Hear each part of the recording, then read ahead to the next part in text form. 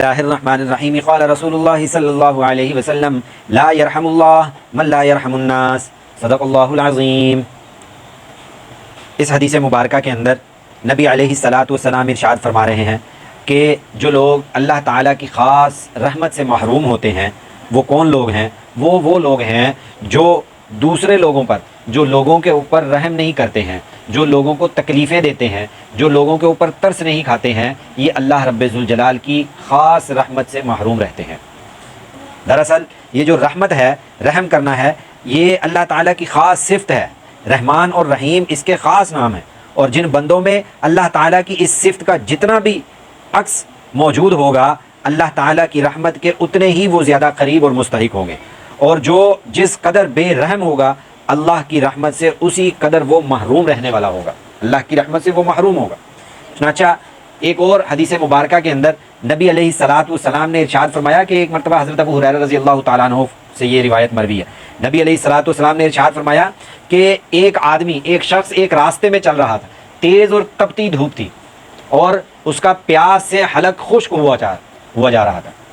اسی دوران اس نے دیکھا کہ راستے میں ایک کنواں ہے، لیکن اس کنویں کا کوئی ڈول، کوئی رسی نہیں ہے۔ وہ شخص اس کنویں کے اوپر سے نیچے سے اوپر، اس کنویں کے نیچے اترتا ہے، کنویں میں نیچے اترتا ہے اور پانی پیتا ہے اور پھر اوپر آتا ہے، اور جب وہ اوپر آتا ہے، اوپر آ کر کنویں سے باہر نکلتا ہے، نکل کر دیکھتا ہے کہ باہر ایک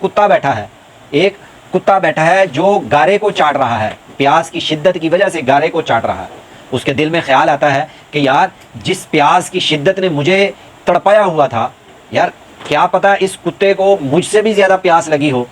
یار اس کو پانی پلاؤں۔ اب وہ دیکھتا ہے آس پاس کوئی ایسا وسائل موجود نہیں ہوتا کہ جس کی وجہ سے وہ پانی نکالے اور کتے کو پلائے۔ اس نے اپنا جوتا اتارا، کنویں کے اندر گیا، جوتے کے اندر اس نے پانی بھرا اور اپنے منہ کے اندر اپنا وہ جوتا ڈالا اور باہر نکل کر اس کتے کو پانی پلایا۔ تو نبی علیہ الصلاۃ والسلام نے ارشاد فرمایا کہ اللہ رب ذوالجلال کو اس کتے کے اوپر رحم کھانا اس بندے کا اتنا محبوب ہوا، اللہ رب ذوالجلال نے اس کے اس عمل کی وجہ سے اس کی بخشش کر دی۔ اور صحابہ اکرام رضوان اللہ علیہ مجمعین نے عرض کیا کہ یا رسول اللہ کہ جانوروں کی تکلیف کو دور کرنے سے بھی کوئی اجر و ثواب ملتا ہے؟ تو نبی علیہ الصلاۃ والسلام نے ارشاد فرمایا ہاں بالکل، جانوروں کی تکلیف کو بھی دور کرنے سے اجر اور ثواب ملتا ہے۔ ہر زندہ اور تر جگر جو رکھنے والا جانور ہوتا ہے، اس کی تکلیف کو دور کرنا اللہ رب ذوالجلال کے ہاں کسی بھی اجر و ثواب سے خالی نہیں ہے۔ کتنا معمولی سا عمل ہے ہمارے ہاں یہ، لیکن نبی علیہ الصلاۃ والسلام نے کیا اس کی فضیلت بتا دی کہ اگر رحم کھا کر کوئی بندہ یہ سوچ کر کہ بھائی یار میں یہ نیکی کر لوں، شاید کہ اللہ تعالیٰ اسی نیکی کی بدولت میری بخشش کر دے۔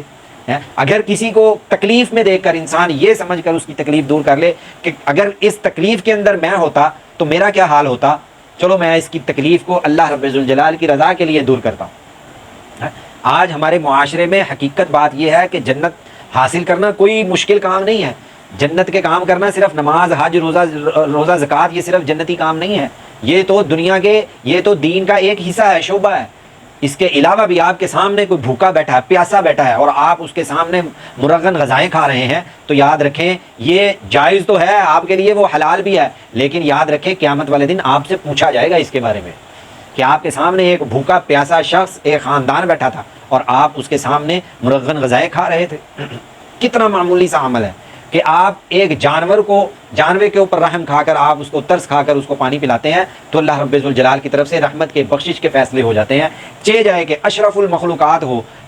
اور اس کے اوپر آپ رحم کھائیں، اس کے اوپر ترس کھائیں، اور ترس کھا کر آپ جو ہے نا کوئی نیک اعمال کر دیں اس کے لیے، تو اللہ رب ذوالجلال آپ کی بخشش نہیں کرے گا، بالکل ضرور کرے گا۔ آج ہم نوکروں کے ساتھ کیا کرتے ہیں، اپنے ملازمین کے ساتھ کیا کرتے ہیں، ذرا ہم خود ہی ذرا گریبانوں میں جھانک کے دیکھ لیں کہ ہم اپنے ملازمین کے ساتھ کیا کرتے ہیں۔ نبی علیہ الصلوۃ والسلام سے صحابہ کرام نے پوچھا کہ یا رسول اللہ ہم اپنے ملازمین کی، اپنے غلاموں کی کتنی مرتبہ دن میں غلطی معاف فرما دیں؟ نبی علیہ الصلوۃ والسلام نے ارشاد فرمایا اگر وہ دن میں 70 مرتبہ بھی غلطی کریں تم اس کی غلطی کو معاف فرما دو۔ ہمارے ہاں تو یہاں ایک مرتبہ غلطی کرے،